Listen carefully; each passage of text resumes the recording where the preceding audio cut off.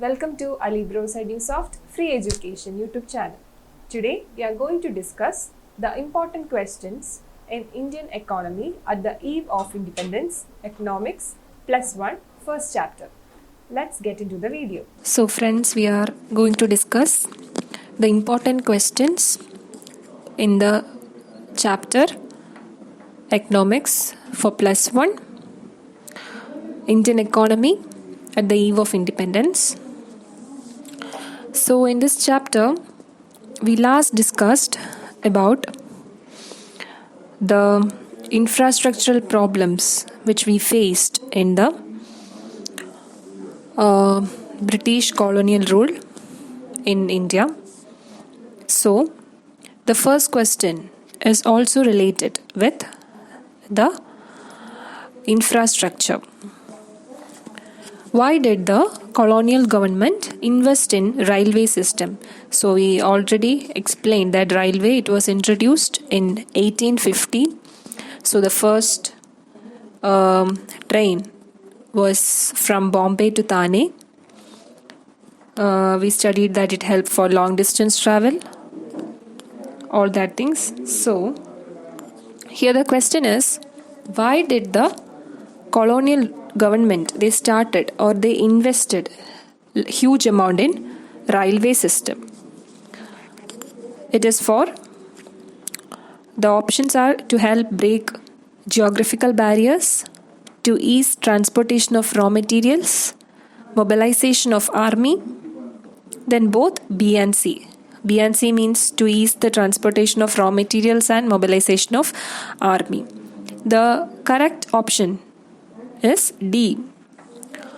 D means to ease the transportation of raw materials and mobilization of army. So the Britishers, they had very greedy motives to develop railways in India. So all these developments, they were mainly objected for the interest of colonial government rather than for the interest of common people. Here also the same thing they applied. They ultimately only looked after their own needs of transporting raw materials and mobilization of their army with ease. So they invest huge amounts in railway only to transport their raw materials and to mobilize their army. Next is a very important question. This question is also based on the infrastructure. What were the positive signs in railways under the British rule? What was the motive of constructing railway by the British government? So, when we say about the construction of railway, actually this is for the colonial government or the British government, but there were some major positive signs or positive merits for the common people too, especially for the farmers or the people or workforce who were employed in the agricultural sector. So actually when British rulers, they introduced railways in 1850, only after 3 years they initiated the railway rules and regulations and all the operations. It started only in 1853, which means after the establishment of it in 1850. The positive signs in the railway under the British rule was cheap and rapid movement of people from one place to another. So people here include both the British people as well as the common people. Then increased commercialization of Indian agriculture, which I told you already. This railways, it mostly benefited the agriculturists or the peasants of subcontinent in our country. Then third one, India's industrial sector, it developed due to the expansion of railways. Because when the coming of railways happened in 1853, the raw materials from the agricultural sector, the finished produce from the agricultural sector, the manufacturing goods and services from the secondary sector. All these can be transported from one geographical area to another geographical area, which means they are getting more areas for the selling and buying of their goods and services, thereby earning more profit. So, industrial as well as the agricultural sector is developed through these railways. Then, fourth one or the fourth positive one is the increased volume of export. But when we say about the increased volume of export, it's not about so much of increase, but a kind of increase can be said, and it advantaged the Indian people. Next is the motives for constructing a railway. What was the motive behind the construction of a railway system in 1850? To have effective control and administration over the Indian territory. By the effective system of railway, British government, they could control, or they could have an efficient control over all the areas in the Indian subcontinent.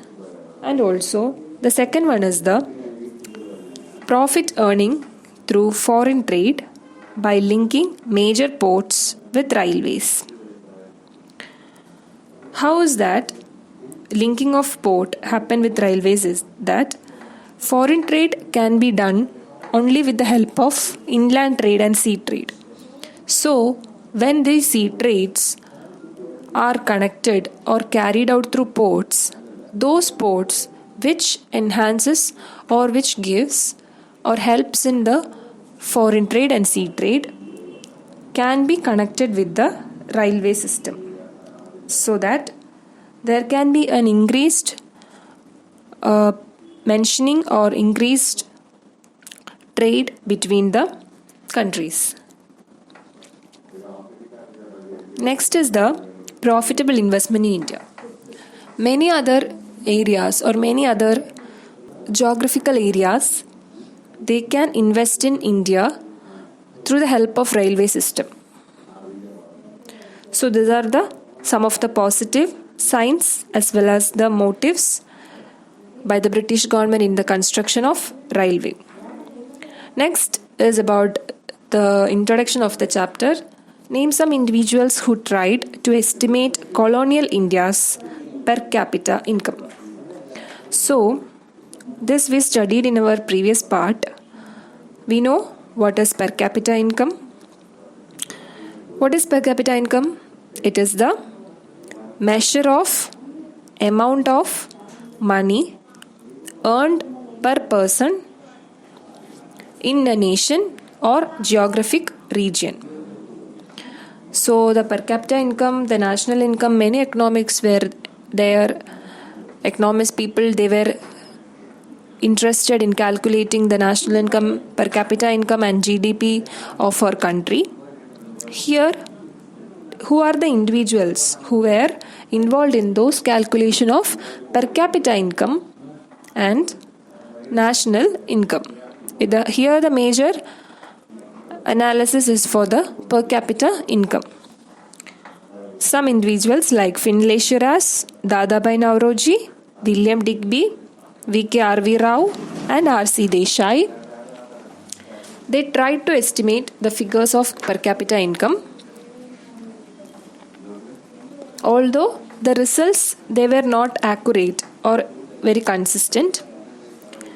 One of the most significantly estimated national income and per capita income, it was done by V.K.R.V. Rao. It was considered very accurate. The estimate was that colonial India's growth of output at that time, it was less than 2%. So it was his calculation, and that become very accurate. Before moving on to the next question, we need the calculation of per capita income. How is per capita income calculated? Per capita income, it is calculated by dividing country's national income by total population. National income of the country is first calculated and then that is divided by total population of the particular country. So what is national income? It is the total value or amount of money earned within a country.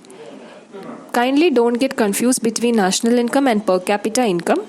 Per capita income, it is the measure of amount of money earned per person in a nation or geographic region. National income, it is a total value or amount of money earned within a country.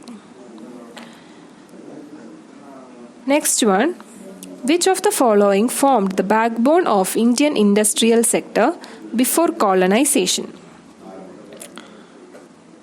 So the options are steel and iron, cement, urban handicrafts, none of the above.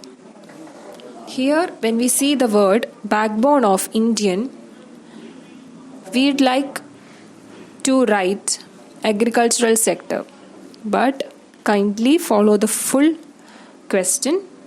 It is asked about the backbone of Indian industrial sector before colonization.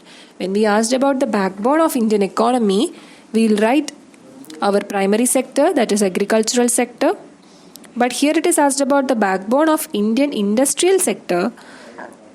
It is none other than handicraft industry or the handicraft sector. So here the third option, urban handicrafts.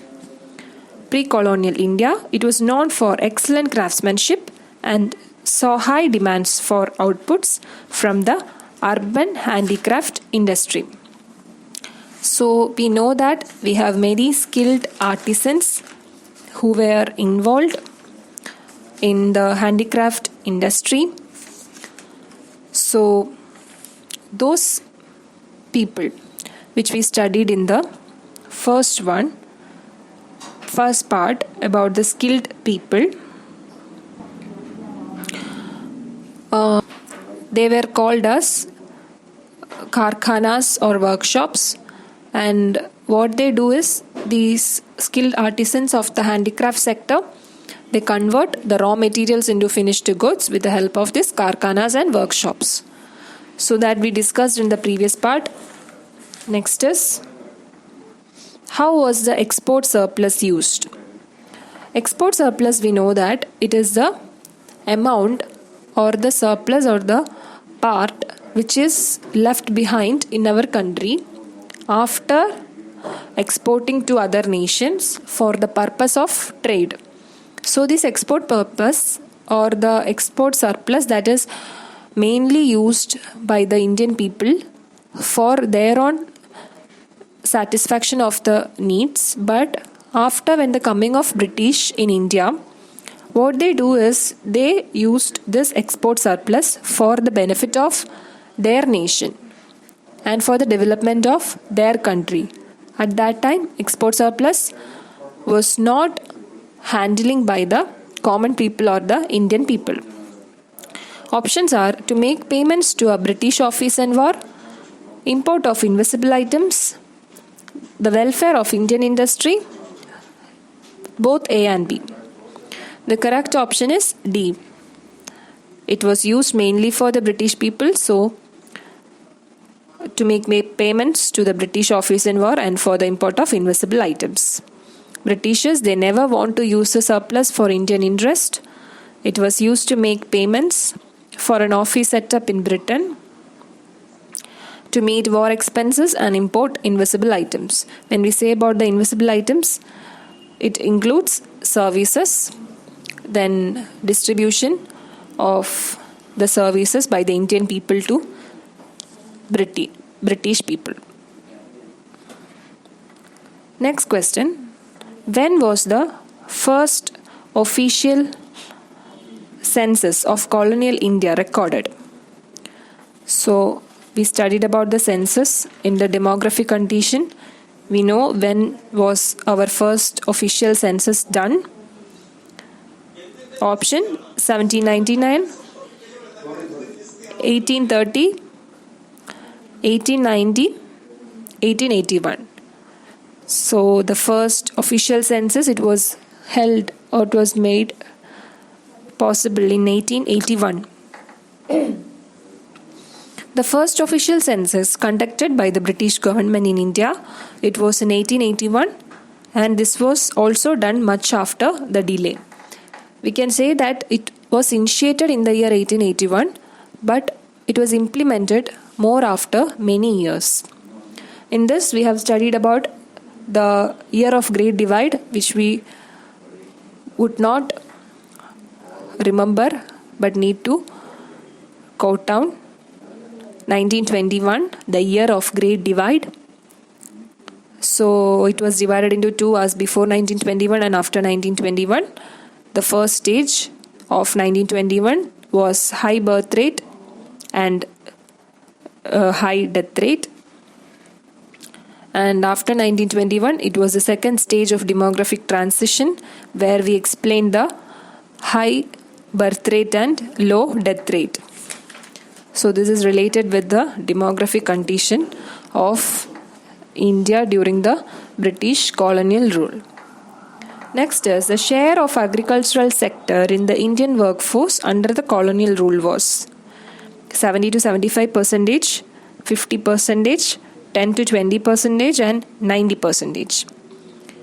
We repeat the percentages again and again in our discussion part, that it is 70 to 75%. So option A. The Indian economy became agrarian. Agrarian means mostly fully dependent on agriculture, with 70 to 75% of workforce depending on the agricultural sector for livelihood. And this trend, it continued even post-independence.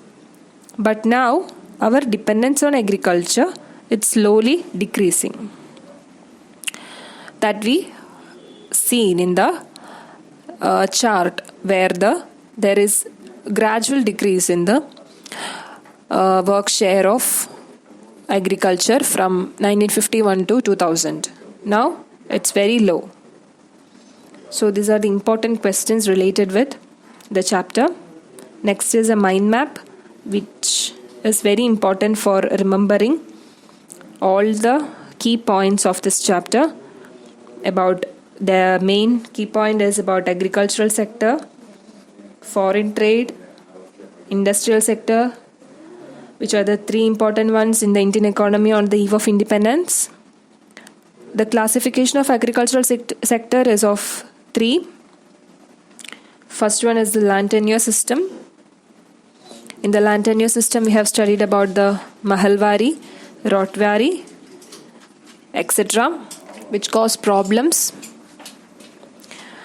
And next one is the commercialization of agriculture, which we also seen. And third one is the partition of the country, that we have seen. The country was divided into provinces for the easy implementation of policies by the British government. Next, about the foreign trade. Here 4 points are given. First one is the exports of primary products. This include the products which were used in the primary sector. They were exported to other countries with the help of railway system and also with the help of inland trade and sea trade. Next is the import of finished goods and capital goods. This also related with the occupational structure, manufacturing sector.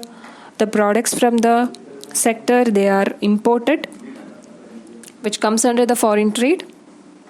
Then monopoly control of Britain, which comes under the foreign trade because the Britain, they implement policies for the growth of their trade by suppressing the trade of Indian subcontinent.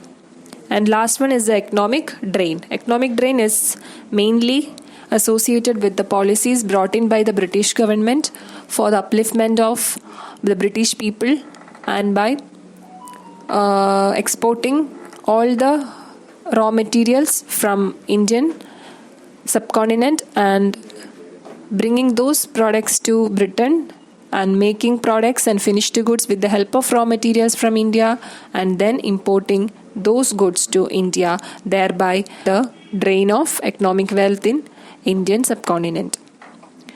The last one is about the industrial sector. First sub-point of that is limited area of operation for the public sector. Public sector, they are undertakings which uses capital goods for their operation. So they need large area of operation for its smooth functioning. But here they were given only a limited area, which was a major challenge for the industrial sector. Next is the deindustrialization. Deindustrialization also possesses a very major drawback for the industrial sector. Third one is the destruction of handicraft industry, which we already discussed in the impact of British rule on industrial sector, where the policies they made the British to Indians, they buy imported machine-made goods from their country. So thereby the handicraft industry got distracted. And next is the low contribution to GDP. Low contribution to GDP means the growth rate of our country, it was low, especially in the industrial sector. And in that we need to remember what is GDP. It is gross domestic product. What is meant by GDP? It is the total value of all the goods and services produced in a country in 1 year, which means in all the 3 sectors. Then the last point, sub-point of industrial sector, slow growth of modern industries. We studied that the modern industry, it began in the second half of the 19th century. I think you remember that we studied in the impact of British rule in industrial sector. Modern industry, it began its rule, or it began its establishment in the second half of the 19th century. But after its establishment, the operations carried out regarding the modern industry was very slow and steady. And this had affected the industrial sector as a whole. So this is a mind map of chapter 1, and by this we are winding up the chapter 1. We have studied the important terms, the reasons, and also important questions, and at last the quick mind map of the chapter. Thank you.